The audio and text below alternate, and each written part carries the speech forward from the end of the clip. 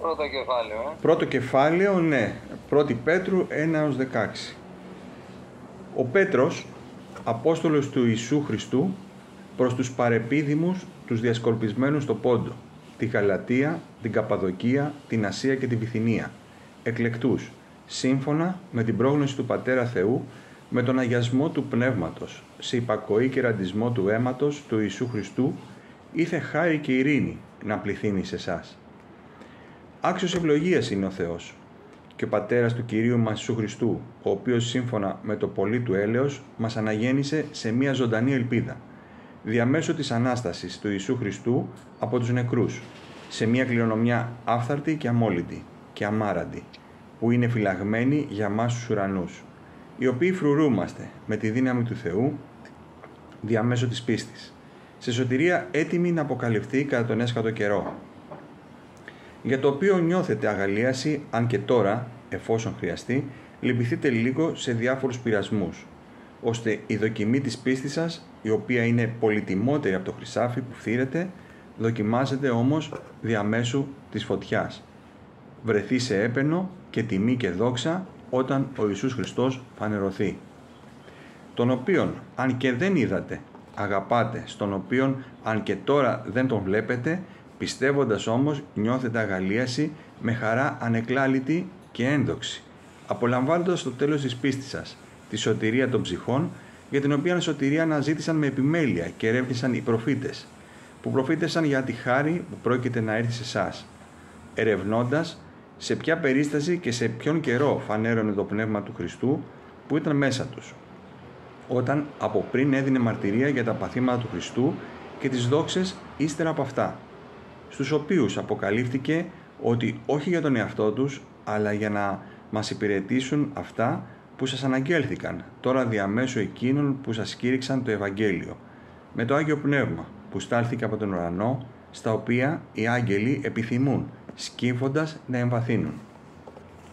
Γι' αυτό, αφού ανασηκώσετε τις οσφίες της διάνοιάς σας, εγκρατεύεστε και έχετε τέλεια ελπίδα στη χάρη που έρχεται σε εσάς, όταν αποκαλυφθεί ο Ιησούς Χριστός ως παιδιά υπακοής, χωρίς να συμμορφώνεστε με τις προηγούμενες επιθυμίες που είχατε εν αγνία σας. Αλλά καθώς εκείνος που σας κάλεσε είναι Άγιος, έτσι και εσείς να γίνετε Άγιοι σε κάθε διαγωγή, επειδή είναι γραμμένο. Άγιοι να είστε, επειδή εγώ είμαι Άγιος. Έτσι όπως είπαμε και πριν, θα προσπαθήσουμε να αναλυτικά εδάφιο να τα στοιχειολογήσουμε ανάμεσα σε αυτές τις πολύτιμες σκέψεις του Αποστόλου Πέτρου και θα επιμείνουμε σε κάποια συγκεκριμένα σημεία. Εδώ, όπως είδαμε και διαβάσαμε, ο Απόστολος, ξεκινώντας την επιστολή του, απευθύνεται σε όλους τους πιστούς, τους διασκοπρισμένους σε διάφορα σημεία της Ασίας, αλλά γενικότερα και σε όλους εμάς τους διασκορπισμένους πιστούς του Χριστού σε όλα τα σημεία της γης. Όπως είδαμε στο εδάφιο 2, μας λέγει εκλεκτούς. Η Εκκλησία λοιπόν εκλέχθηκε ως σώμα να υιοθετηθεί από τον Θεό πριν από την καταβολή του κόσμου, σύμφωνα με την πρόγνωση του Πατέρα. Έτσι λοιπόν, σύμφωνα με την πρόγνωση του Θεού, είμαστε ο εκλεκτός λαός Του. Αυτό λοιπόν σημαίνει ότι καθώς ο Θεός είναι παντογνώστης, ανέκαθεν γνώριζε πως θα εφάρμοζε το σχέδιό Του για την πνευματική σωτηρία των ανθρώπων και για τον τρόπο με τον οποίο θα αποκαταστήσουν μία σωστή σχέση μαζί Του μέσω το έργο του Υιού Του. Αυτό το σχέδιο ίσχυε ακόμη και πριν από τη δημιουργία και την αρχή της ανθρώπινης ιστορίας. Βέβαια, αυτό δεν σημαίνει ότι ο Θεός καθόρισε εκ των προτέρων ποιος θα διασωσόταν πνευματικά και ποιος θα καταδικαζόταν αιώνια. Παρόλο που ο Θεός γνωρίζει τα πάντα, μας έδωσε ελεύθερη βούληση για να επιλέξουμε εάν θα Τον αποδεχτούμε και θα Τον ακολουθήσουμε ή όχι. Αυτό σημαίνει ότι μολονότι ο Θεός γνωρίζει τις επιλογές που θα κάνουμε, δεν μας οδηγεί να κάνουμε τις συγκεκριμένες επιλογές. Και αυτό το γνωρίζουμε πολύ καλά όταν ξεκίνησε η δημιουργία με τον Αδάμ και την Εύα. Ο Θεός τους άφησε ελεύθερους να επιλέξουν. Δεν τους είπε τι θα κάνουν. Ούτε επέβαλε στο να κάνουν κάποια πράγματα. Και γι' αυτό, έχοντας την ελευθερία, εκείνοι επέλεξαν δυστυχώς να αμαρτήσουν και ξέρουμε όλα το τι έχει συμβεί μέχρι σήμερα, μέχρι να έρθει ο Κύριος, να φύγει πραγματικά όλη αυτό το κακό. Το ερώτημα βέβαια είναι πώς θα γίνει όλο αυτό. Αυτό θα γίνει με τον αγιασμό του Πνεύματος και τον ραντισμό του αίματος του Χριστού. Όπως βλέπουμε, τα πάντα ξεκινάνε από τον Χριστό και εκεί τελειώνουν. Το αίμα του Χριστού είναι εκείνο που μας καθαρίζει από τις αμαρτίες και η έγχυση του Αγίου Πνεύματος μας αγιάζει και μας φραγίζει ως παιδιά του Θεού. Θέλω να επιμείνω σε μία λέξη, λέει σε υπακοή. Δύσκολη λέξη. Δεν ακούμε εύκολα.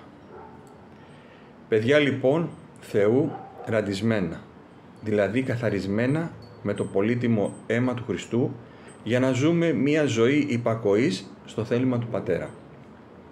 Όπως ακριβώς έζησε και ο πρωτότοκος Υιός Του επί της γης, που είναι το παράδειγμά μας.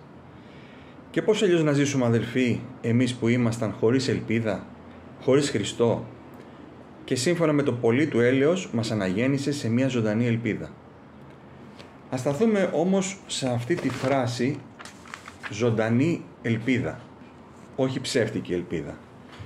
Γνωρίζουμε ότι οι άνθρωποι όλο ελπίδες είναι, όλο υποσχέσεις.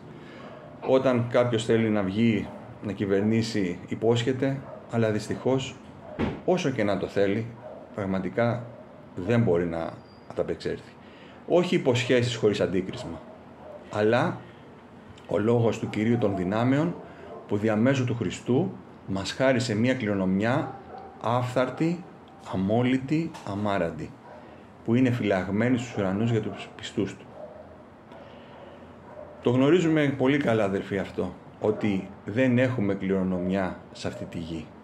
Η κληρονομιά μας, η μερίδα μας, είναι στο σπίτι του Πατέρα φυλαγμένη από Εκείνον, που περιμένει να τη μοιράσει στα παιδιά Του εκείνη την ευλογημένη μέρα της Βασιλείας Του. Έτσι λοιπόν εμείς βαδίζουμε στην πνευματική έρημο του κόσμου προς εκείνη την ημέρα. Το ερώτημα είναι πώς βαδίζουμε. Μόνοι μας. Έχουμε τη δύναμη μόνοι μας να βαδίσουμε. Με τις δικές μας δυνάμεις. Μπορεί κάποιος να πει εγώ θα βαδίζω μόνος μου και θα φτάσω. Δύσκολο. Για να δούμε πώς μας το λέει ο Απόστολος στο εδάφιο 5, στο ίδιο κεφάλαιο που διαβάζουμε, να το ξαναδούμε. Εκείνος μας λέει, οι οποίοι φρουρούμαστε με τη δύναμη του Θεού διαμέσου της πίστης, σε σωτηρία έτοιμη να αποκαλυφθεί κατά τον έσχατο καιρό. Τι μπορεί να σημαίνει αυτό, φρουρούμενοι? Όπως γνωρίζουμε, στην Παλαιά Διαθήκη τα στρατεύματα του Θεού προχωρούσαν προς τη γη της επαγγελίας, φυλασσόμενοι από τον άγγελο της παρουσίας του Θεού. Έτσι και εμείς σήμερα, οι σύγχρονοι στρατιώτες του Χριστού και μόνο του Χριστού, προχωρούμε προς την ουράνια γη της επαγγελίας, φρουρούμενοι με τη δύναμη του Θεού προς σωτηρία. Δεν θέλει, αδελφοί, ο Θεός να χάσουμε τη σωτηρία μας. Γι' αυτό που μας προσέχει, μας προστατεύει από πνευματικούς κινδύνους, μας επαναφέρει στον δρόμο όταν παρεκκλίνουμε, ώστε να ολοκληρώσουμε με τη δύναμη του Χριστού τον καλό αγώνα της πίστης που κάνουμε. Όπως γνωρίζουμε όμως, κάθε αγώνας, έτσι και ο αγώνας της πίστης, έχει λύπες, έχει πειρασμούς, αλλά αυτό όμως δεν πρέπει να μας καταβάλει. Αλλά να σκεφτόμαστε ότι μέσα από αυτές τις καταστάσεις δοκιμάζεται η πίστη μας, με σκοπό να αυξηθεί, να καλλιεργηθεί και τέλος να βρεθεί σε έπαινο όταν ο Κύριος μας φανερωθεί. Να ξέρουμε ότι οι δοκιμασίες της πίστης είναι το εργαστήρι του Θεού, μέσα στο οποίο πετά τα άχρηστα υλικά από επάνω μας και μας πλάθει σε άγια πολύτιμα σκεύη. Πέρα όμως από τις λύπες, καθώς βαδίζουμε στον αγώνα της πίστης, έχουμε αιτία αγαλίασης και ανεκλάλητης χαράς. Ποια είναι αυτή? Πώς μπορεί μέσα σε αυτές όλες τις λύπες να έχουμε εμείς χαρά? Αυτό είναι το πρόσωπο του Κυρίου μας Ιησού Χριστού, που φωτίζει σαν ήλιος τη ζωή μας και τη ζωή όλων μας. Δεν τον είδατε, λέει ο Απόστολος, αλλά τον αγαπάτε και ο Κύριος το ξέρει αυτό και χαρίζει στην καρδιά μας ανεκλάλητη χαρά. Θέλω να δούμε ένα εδάφιο, όπως μας το λέει ο προφήτης Δαβίδ, στον Ψαλμό 16:11. Εκείνος είχε μια πάρα πολύ φοβερή σχέση μαζί του. Για να δούμε τι λέει εκείνος. Ψαλμός 16:11. Μου φανέρωσες τον δρόμο της ζωής. Χορτασμός ευφροσύνης είναι το πρόσωπό σου. Τερπνότητες βρίσκονται στα δεξιά σου παντοτινά. Μέσα από αυτή τη χαρά λαμβάνουμε πρόγευση της υποσχεμένης σωτηρίας. Τι νιώθουμε αυτή τη χαρά, αδελφοί? Νιώθουμε τη χαρά της εκλογής μας από τον Θεό. Νιώθουμε τη χαρά εφόσον πιστέψαμε ότι τα ονόματά μας έχουν γραφτεί στους ουρανούς, όπως μας το λέει ο Ευαγγελιστής Λουκάς στο 10:20. Πρέπει να τη νιώθουμε αυτή τη χαρά. Είναι η χαρά του Κυρίου μας και είναι αυτή που μας δίνει δύναμη να αντιμετωπίσουμε τα κύματα που χτυπούν επάνω μας. Όπως ένα πλοίο αντιμετωπίζει μέσα στον ωκεανό τα κύματα, έτσι και εμείς αντιμετωπίζουμε μέσα σε αυτό τον κόσμο, μέσα σε αυτή την έρημο που ζούμε, τα κύματα. Και έτσι πρέπει να είμαστε κοντά και σταθερά στο Θεό. Έτσι, αυτή είναι η χαρά του Κυρίου μας και είναι αυτή που μας δίνει δύναμη να αντιμετωπίζουμε όλα αυτά που συμβαίνουν στη ζωή μας. Ο Απόστολος Παύλος επίσης μας το συνηγορεί αυτό στο Φιλιππισίους 4:4.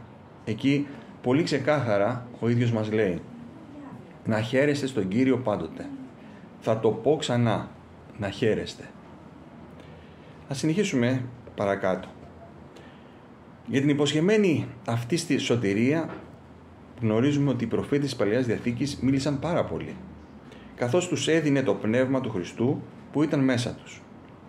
Πολλά από αυτά που έγραφαν δεν τα κατανοούσαν, γιατί ο Θεός είχε σχεδιάσει όλα αυτά να γίνουν κατανοητά μέσω της Εκκλησίας. Πώς όμως θα γινόταν αυτό? Πάντα, πολύ καλά το γνωρίζουμε, με τη βοήθεια του Αγίου Πνεύματος που στάλθηκε από τον ουρανό. Ας σταθούμε να σκεφτούμε πόσα μεγαλεία χαρίζει ο Θεός στην Εκκλησία και σε αυτή τη ζωή μέσω του Αγίου Πνεύματος την καθιστά ικανή να κατανοεί μυστήρια αποκεκριμένα στα βάθη των αιώνων. Να κατανοεί τον αμνό του Θεού, τον αρχιερέα της πίστης μας και να μεταφέρει το Ευαγγέλιο της ειρήνης. Αυτά που χαρίζει ο Θεός στα παιδιά του μέσω Αγίου Πνεύματος είναι πράγματα που πραγματικά και οι άγγελοι δεν γνώριζαν, αλλά και που επιθυμούν να εμβαθύνουν σε αυτά. Να μπορέσουν δηλαδή να κατανοήσουν βαθιά αυτά που ο Θεός ετοιμάζει και τα οποία αποκάλυψε στην Εκκλησία του Υιού Του. Φαντάζεστε πόσο θαυμαστά και φοβερά πράγματα και έχουν δει μέσα στους αιώνες, αλλά και τι πρόκειται να δούμε ακόμα. Προχωρώντας, ξεκινάμε δύο λέξεις στο 13ο εδάφιο. Ο Απόστολος Πέτρος λέει «γι' αυτό», δηλαδή για όσα συζητήσαμε μέχρι τώρα, για όλες αυτές τις πνευματικές ευλογίες του Θεού προς την Εκκλησία. Ο Απόστολος μας παροτρύνει να ανασηκώσουμε τις οσφίες της διάνοιάς μας, δηλαδή με απλά λόγια θα λέγαμε να μαζέψουμε τις πνευματικές μας δυνάμεις και ασκώντας εγκράτεια να προχωρούμε συγκεντρωμένοι σε αυτόν τον αγώνα που έχουμε. Θα μου πείτε, ωραία τα λες, αλλά υπάρχουν προβλήματα. Όντως, αδελφοί, πολλά προβλήματα υπάρχουν. Οι μέριμνες, οι ανησυχίες, οι πειρασμοί κάνουν τις πνευματικές μας δυνάμεις να χαλαρώνουν. Πολλές φορές χωρίς να το καταλάβουμε. Δεν είναι όμως καιρός για χαλάρωση. Αντίθετα, είναι καιρός για επαγρύπνηση, καιρός για προσμονή. Ποια προσμονή? Τη συνάντησής μας με τον Κύριο όταν Αυτός αποκαλυφθεί από τους ουρανούς. Παιδιά υπακοής.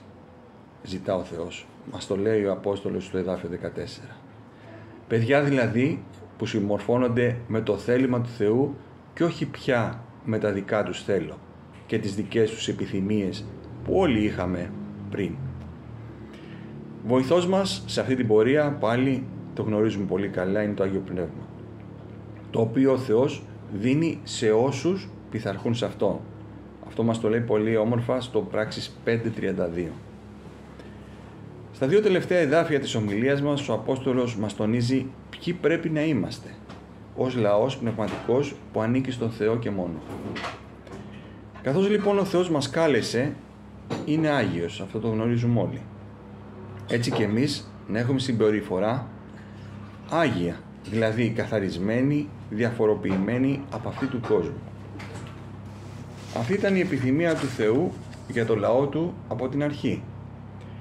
Έτσι, είτε στην Παλαιά Οικονομία με το σαρκικό Ισραήλ, είτε στη Νέα Διαθήκη με το πνευματικό Ισραήλ, θα έπρεπε ο λαός του να αντανακλά το φως του Θεού και την αγιοσύνη του και να ζει σε έπαινο της δόξας του Θεού στον οποίον ανήκουμε. Αυτό μας το λέει πολύ όμορφα στο Λεβιτικό ο ίδιος ο Κύριος, ο ίδιος ο Θεός μας, Λεβιτικό 20 και εδάφιο 26. Εκεί μας λέει: «Και θα είστε Άγιοι σε μένα, επειδή Άγιος είμαι εγώ, ο Κύριος, και σας αποχώρησα από τους λαούς, για να είστε δικοί μου». Έτσι λοιπόν αδελφοί, όπως θέλει ο Κύριος μας, ας προσχωράμε με πίστη και με αυτό το πνεύμα. Ευχαριστώ.